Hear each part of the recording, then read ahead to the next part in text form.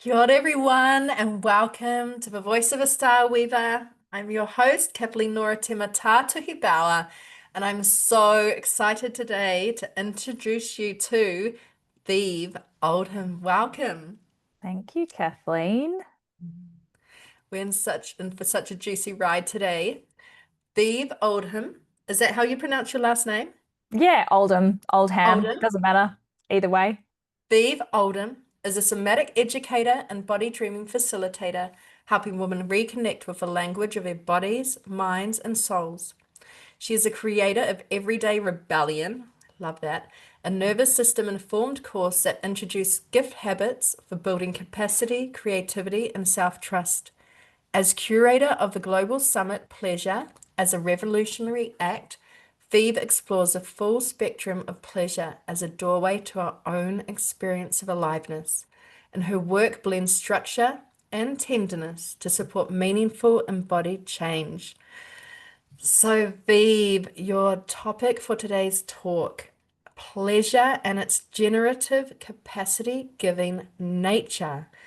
Can you please just give us a little bit of insight into this topic? I would love to. I think really what it comes down to was my own kind of personal journey and then beginning to do the body dreaming training and realizing that by way of my own creative practice that I started with painting and drawing, I'd come to kind of notice, oh, when I'm doing these things that I really love, I kind of get lost in time. I also feel almost re-energized, like I could be really lethargic, and then I would be more alert and be more have more energy. And then I started to do the body dreaming training, and I realized, oh my gosh, like this is actually an essential part of like feeling pleasure is an essential part of the body being able to kind of come into rest, digest, and also then healthy activation. And that all of that was something that perhaps I hadn't been tapped into previously. So, pleasure as generative, being that it's almost like a renewable resource that lives inside the body when we're able to drop into pleasure. And unfortunately, what I found for myself and what I've been finding is that because we tend to be cut off from the body, well, at least in the culture that I was raised in the Western kind of Australian Anglo-centric culture, there's a cut off from the body. We're also cut off from experiencing pleasure, which means that we're finding it difficult to drop into that rest, digest, which is affecting the entire system, the nervous system and the body. Yeah, this is so important and such a poignant topic for the voice of a star weaver as well, because not only when we're cut off from our pleasure, we cut off from our voice because our creativity source of the womb or the sacral, the hara, is intricately connected to the voice as well. So very important to be having this conversation. Thank you, Vive. My pleasure. So, what does it mean to see pleasure not as indulgence, but as something that builds capacity? Mm. Yeah, I think it's about being able to understand that pleasure, I mean, we've very much been indoctrinated or enculturated that pleasure is a nice to have, that it's something that you get after you've done the hard work, and that it's certainly not an essential thing. And I guess in that way, because we have that relationship to pleasure, we're almost cut off from what it is that we want. We're cut off from our appetite and from our desire and from really being curious about how we're longing to feel in the body. And, you know, to be able to even connect into pleasure, we kind of have to drop those judgments around it. That's the starting point, is like the judgments around having pleasure or having an appetite for something. Because with the judgment, it's the judgment is there keeping us. We're naturally wired to be social, to be socially bonded. And so the judgment's there kind of keeping us in check to make sure, well, if you have an appetite, if you have something that you want and that's going to threaten your social bonding, no, like let's not do that. So it's kind of in a way we've been kept from our own desire through this more collective programming, which is for you to have pleasure means that might threaten your social connection. So it makes a lot of sense, like why it is that perhaps we don't see, or why we might see pleasure as an indulgence or a threat or something that is dangerous. But what I've come to learn through body dreaming and through the somatic training that I've done is actually pleasure is, like I was saying, it's almost as essential as breathing, because without the ability to drop into pleasure, or to use pleasure to help us drop into the rest digest, we're kind of in this chronically stressed place where the system isn't getting that opportunity to kind of move into homeostasis by accessing pleasure as a means of kind of coming into that place of rest. And that, I think, is doing a lot of damage. Yeah, I agree. And also, um, the types of pleasure that have been put in a mainstream box, like it's pleasure. There's a fine line between pleasure and self-indulgence and self-absorption, or then the other scale of like being overindulgent and I'm going to have short-lived pleasure by going and eating this Big Mac, or I'm going to, like there's so many distortions of what Mm. pleasure is as well. Yeah. I think that's part of the inquiry has been trying to understand what is generative pleasure and what is like the that more surface level, that more quick fix kind of pleasure. And what's emerging, I suppose, in the conversations is often we have, and it's not to say that any of those things are wrong either. Like if you want to lie on the couch and scroll through Netflix, like we don't need to be judging, or you don't need to be judging yourself for that, or be feeling that anyone's judging you for that. Because usually what it's doing is pointing to a deeper need, but it's how do we reach through the surface level thing that we're reaching for, whether it's a bag of chips or it's the couch and the Netflix, to kind of get to the deep need that's there. And it might be that you do actually need deep rest. Or there's a wonderful story about Marion Woodman, who was a Jungian analyst, and she talks about kind of being at work all day and going to the fridge and opening the fridge and reaching for something sweet, but then asking yourself, oh, what is the sweetness I'm actually needing right now?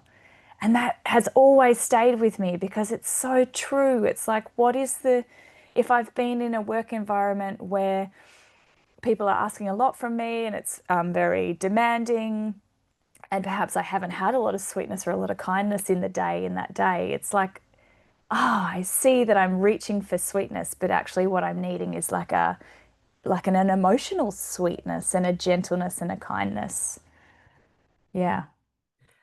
And that kind of comes back full circle to what you were saying about the capacity. Like, how can we have a pleasure cup that we can draw from so it doesn't matter, no matter what happens throughout the day, we can tap into that pleasure source because we can generate it, or yeah, we just are resourced for that pleasure. Yeah, and that's such an interesting thing to kind of and it's come up in my conversation with people while doing the summit is that perhaps that generative is almost like a renewable resource, that it's kind of endless when you have the capacity to come into, it's almost such a linked to an immediacy, like being able to come into the moment, to open to what's happening in life and be able to hear the sound of the bees or look up into the sky and really enjoy the color of the blue, or drop into play with your kids when there's an invitation. And it's hard because we're adults, right? And we have real life pressures. But the more that we have the practice and the capacity to be able to notice and drop in those moments where there is that opportunity for pleasure, the more we realize it's, and this was Shamali Gad from Awakening Women who said this, like, it's always in the field, that pleasure is always in the field and it's always there for us in like these tiny, tiny little ways, even not a big thing. Yeah, I think you've just encompassed what our next question was going to be about how your summit has expanded or shifted your own understanding of pleasure. Is there anything else you'd just love to add to that? Mm. Yeah, I think I had this notion, I suppose, when I went into the interviews that pleasure, I think you mentioned this, like had quite a limited um, definition in Western culture, that pleasure is sort of the erotic. That was a lot of people gave me that feedback when I had the pleasure in the name. It was like, oh, is this something about sex? And it's like, well, it is. It's like eroticism, it's eros.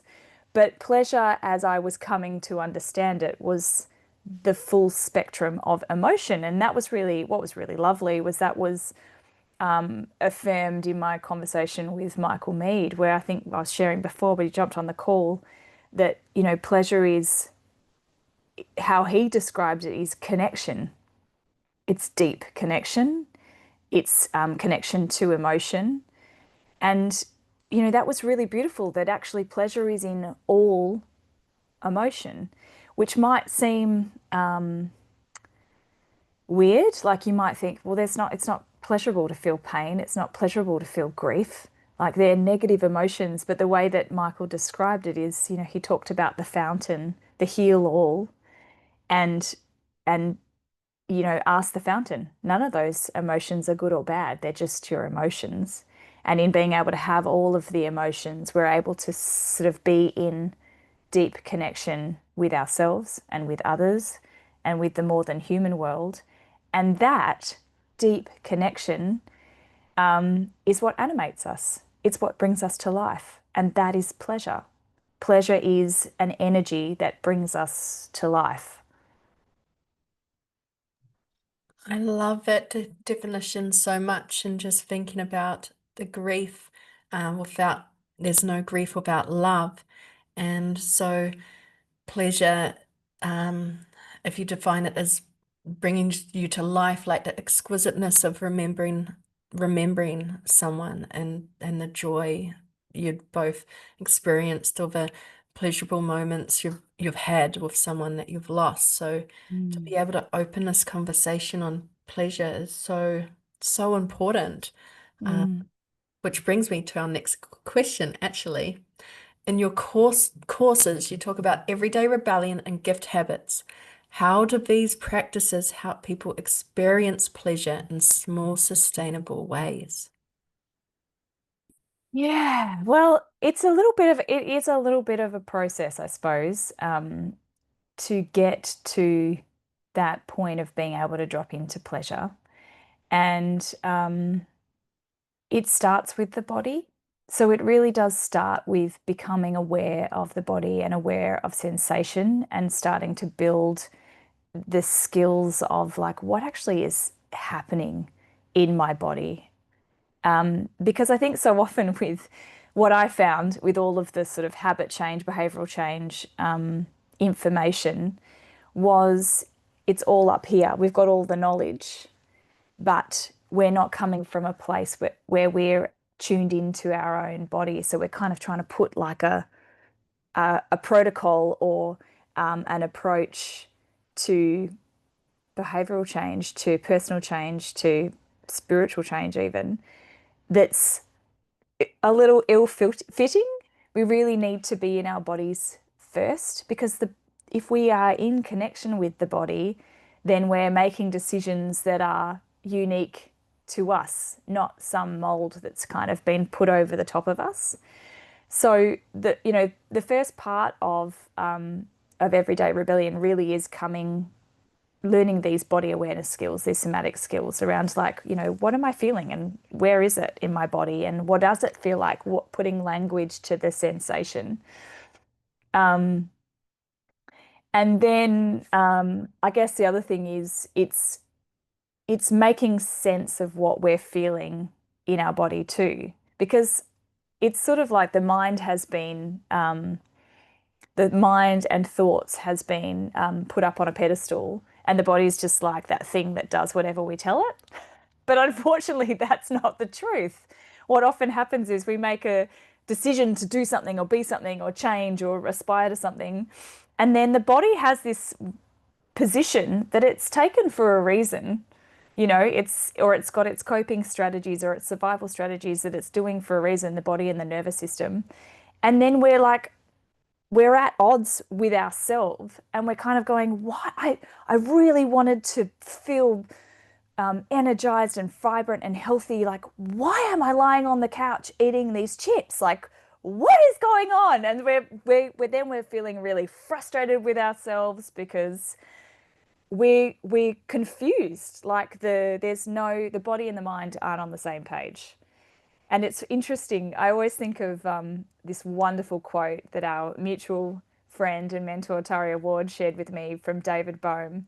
The thought creates the world and then hides and says, I didn't do it.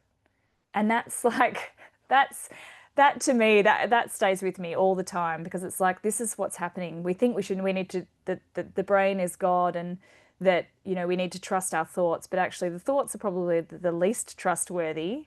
And what we need to do is come back into relationship with the body and understanding the signaling of the body and get that coherence happening. So getting the mind and the body working together.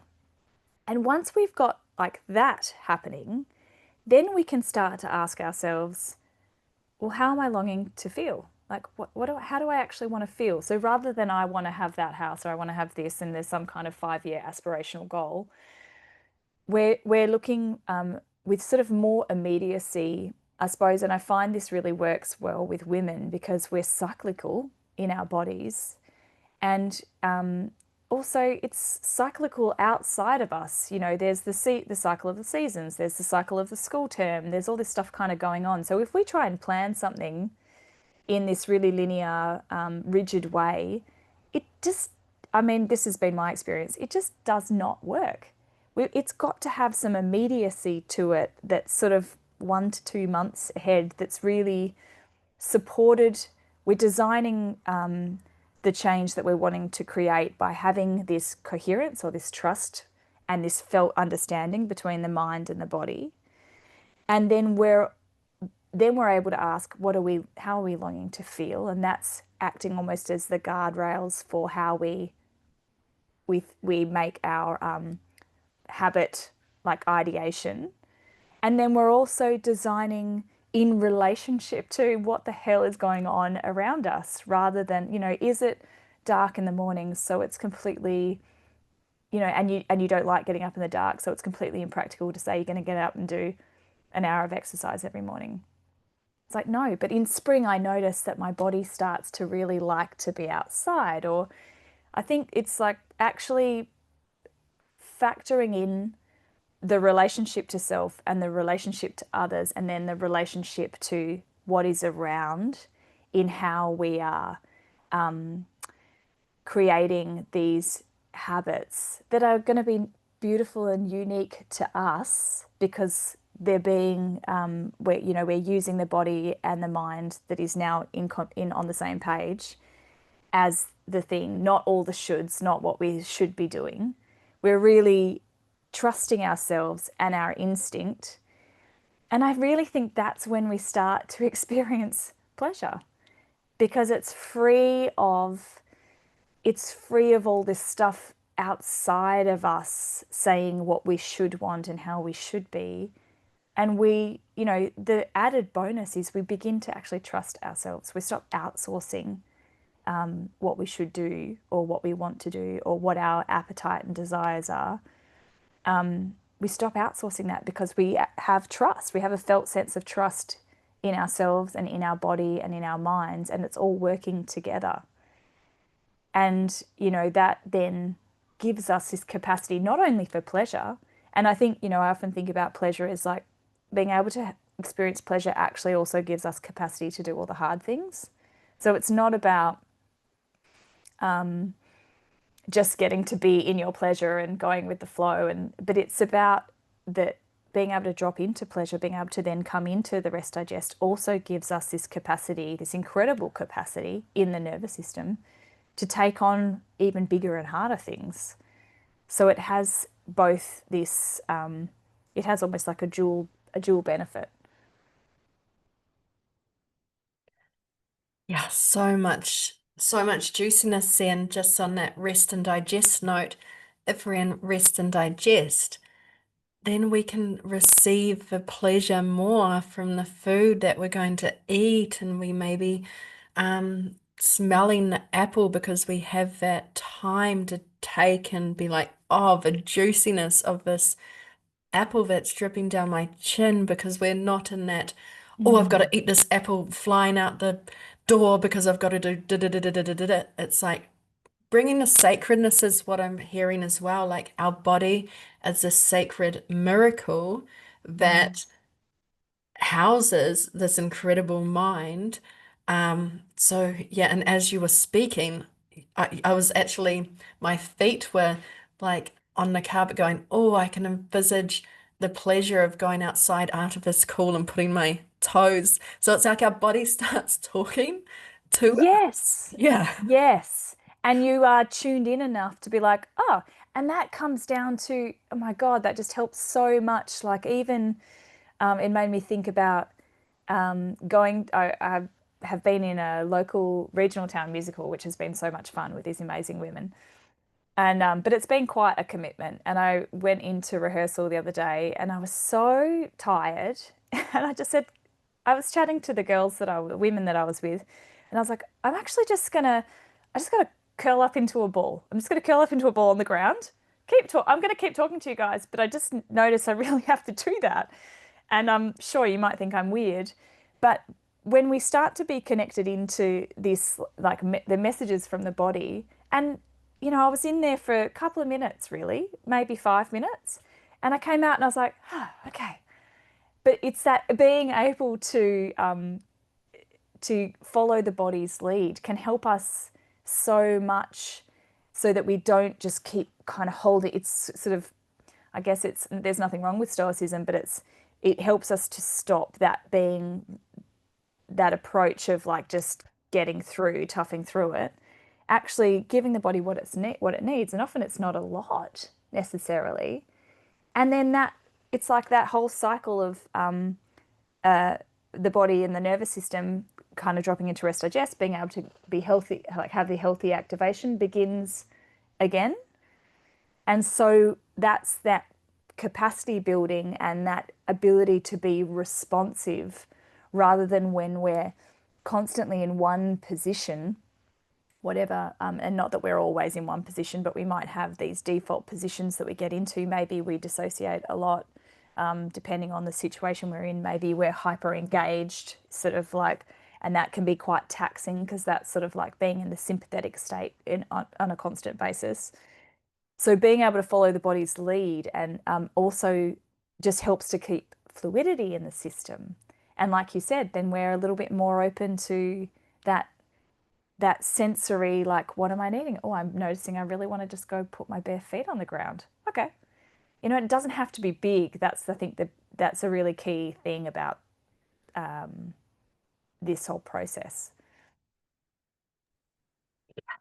So much there because one, using our voice, you voiced what you needed. And this is a big part of how we shift the power dynamics in the whole world is by feeling safe, by taking that time to go and cocoon for that 5 minutes. How often do we say we don't have time? But then if you hadn't taken that 5 minutes to go and just cocoon, be in a ball, you could have been in bed for days. Like, because Yeah. eventually your body, if you don't listen to your body's going to scream and shout.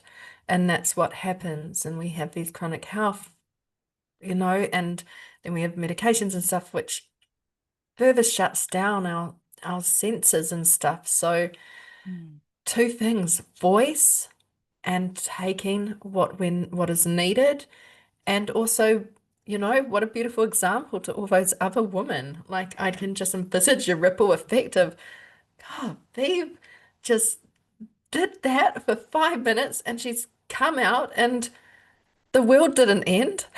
Yeah, it's normalizing this kind of stuff. Oh, like, and I think kids show us that on a regular basis. Like they show us without even necessarily articulating it what they physically need. Maybe they're hurtling over a couch, or maybe they're out there hanging on the monkey bars. Or I remember my daughter, we were going to the pool and she was just running her hand along like this bench seat. It's like they're they're less conditioned, so they're more tapped into those sensory needs. And I think sometimes, me included, we can be like, what are they doing? That's kind of annoying. But actually, what it is a message around what they're needing from a sensory perspective. And then as we become enculturated or conditioned, we drop more and more out of that body leading the way. And the other thing I would say to what you were saying about that, the voicing, being able to voice, is the beautiful thing about coming into the body is and having a felt sense of coherence or understanding between mind and body is that trust. Is that, I'm just trusting myself. Like, yeah, okay, it might be a bit weird that I'm going to go put myself in child pose while I'm chatting to my mates. Um, but I'm trusting, I've got this felt sense that that's just what I need, and I'm just trusting that. I'm not so I'm not intellectually questioning it anymore, really. I kind of just let myself do that. And that's a relief almost in itself. And just ties in with the rebellion that you have the cause, and that rebellion, like it's time to be the rebels and go against the norm that says, oh no, you can't do that. That's just too weird. Like who who who dictates that stuff anyway? And I mean, I think this is the thing, I suppose, that I'm starting to, and perhaps people might think, wow, Viv, you're kind of behind the times. But what I'm starting to realize is when we're disconnected from our bodies as women, we're much easier to control. We're much more likely to outsource our instinct and our intuition to others. So it's a really powerful force, or systemic thing that's come into place to keep women, whether it was intentional or not intentional. Like, I mean, it makes me think about Salem witch trials, like, and a few other things I've been reading recently. But it's like it's a very effective way of controlling people to make sure that they don't trust their own instincts. Yeah, well, no more. No No more. more. No more. So, can you please share a personal moment when pleasure surprised you with its generative power? I would love to. And I tell this story all the time, but it's just one of the ones that really sticks in my mind. Um, when I first started to play with gift habits, which is part of the everyday rebellion, is to like creating these habits that feel like a gift to yourself. I had made a commitment to myself to either draw or paint in the evenings after the kids went down. And, I'd be putting the kids to bed and I'd be lying on the floor, like all many parents I'm sure do, and thinking, oh my God, I'm so exhausted. Like I could just roll into bed and that would be great. It's like 6:30 probably in the evening or something ridiculous.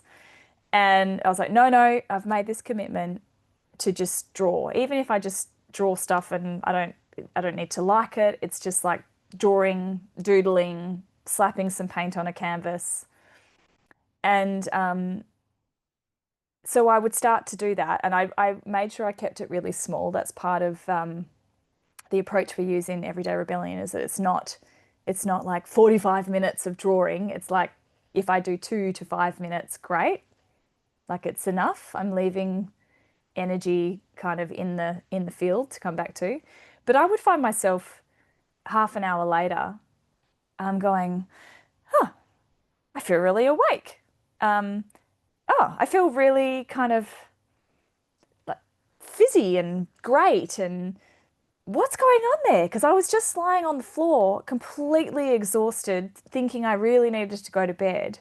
And it's when I started to understand kind of this concept of the difference between lethargy and exhaustion, and also how doing these pleasurable things that tend to be not goal oriented. Like it wasn't about me doing something specific for an outcome. It was just like, just choose whatever colors you want, just, make movement on the page with the texter.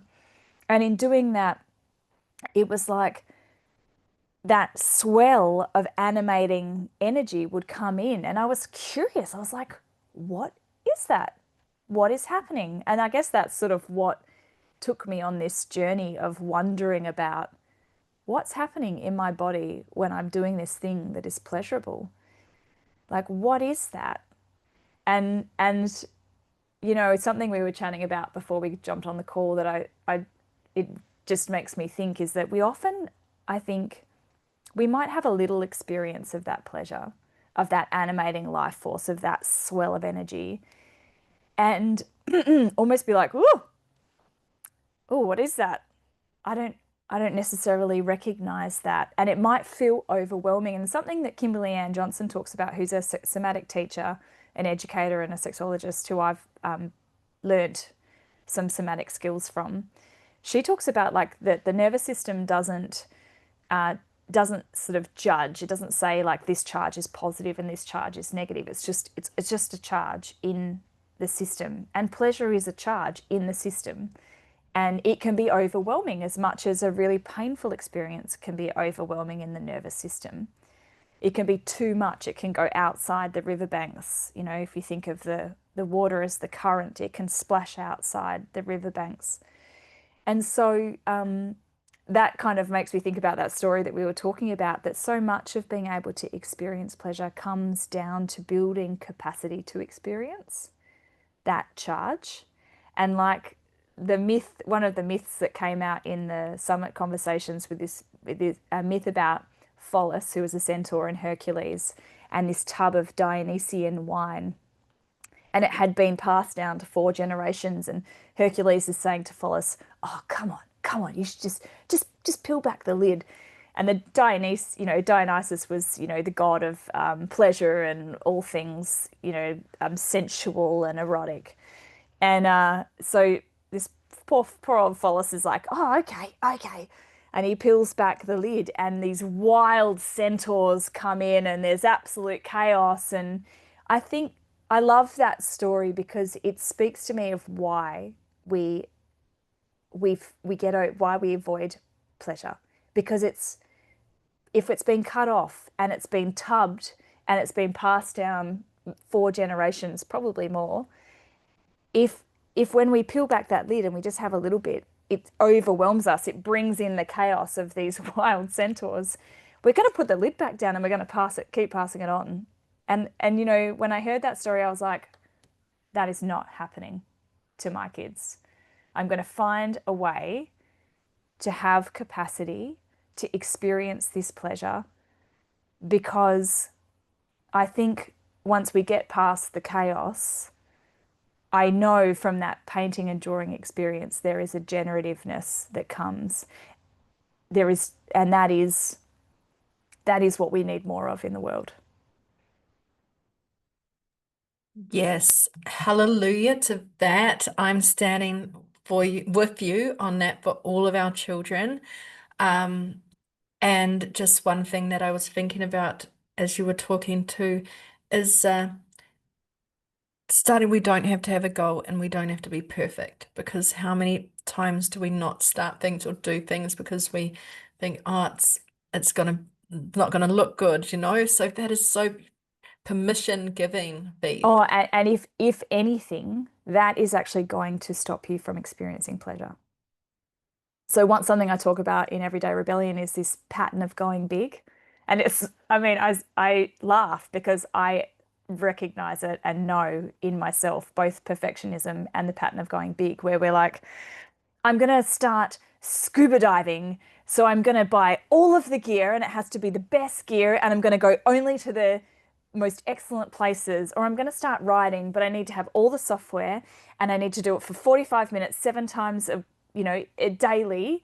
And as soon as we start to have that that really full on kind of big approach to things, or that we have to be in the perfect mood or the perfect environment or have the perfect software to do things, we are not going to do it because it's so loaded. It's so much pressure and it detracts from that, it's like almost it buries the seed of that beginning point.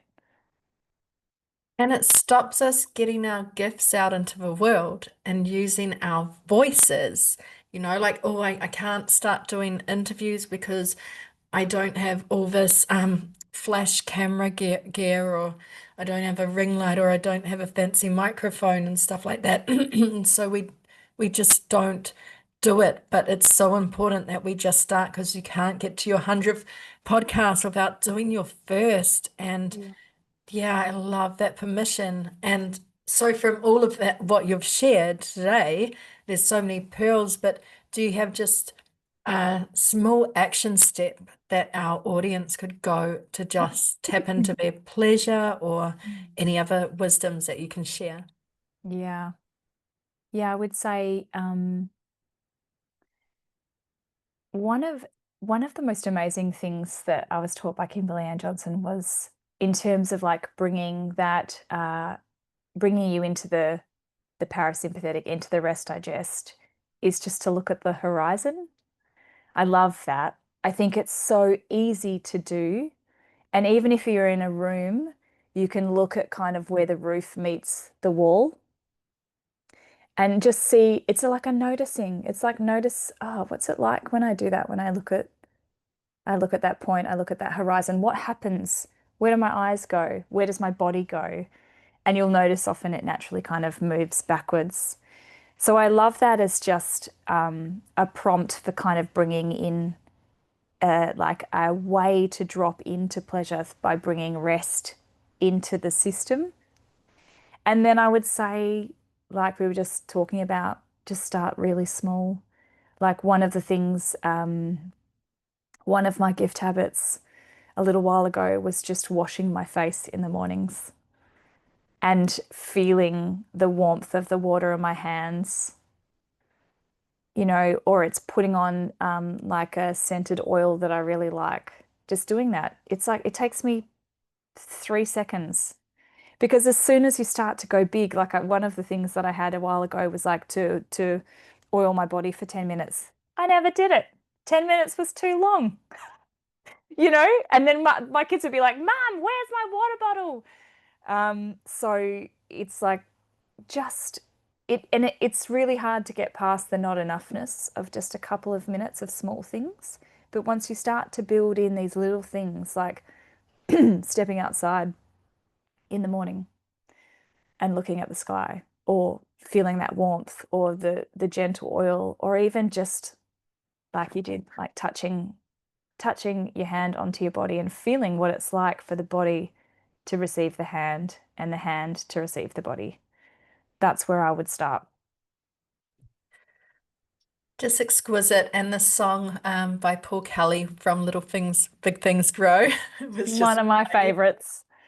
It was Yeah. plain as you were saying that.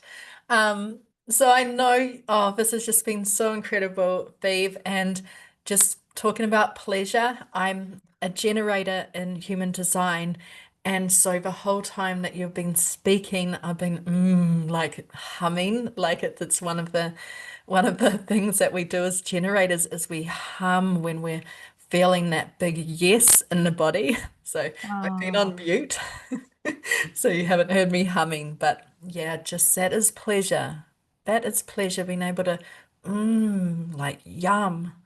This conversation is yum. and the vibration of that. I love that. Mm. So I know you have a free gift for our beautiful audience. It's from your incredible summit, Pleasure as a Revolutionary Act, Hmm. and you're going to gift your talk to our audience. Yeah. And in that talk, I'm talking a lot about some of the science. I also will take us through, excuse me, um, a really simple practice that helps to begin that body awareness. So orienting to opposites. And that just helps you to start to kind of feel into what's happening in the body. Um, and yeah, just looking at some ways, like we were discussing, some ways that you can start to kind of find your way of dropping into pleasure.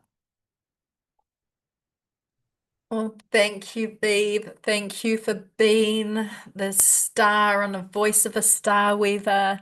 It's just been such an honor to have this conversation with you. Thank you to our wonderful audience for tuning in across the radio waves or into if you're hearing us or seeing us.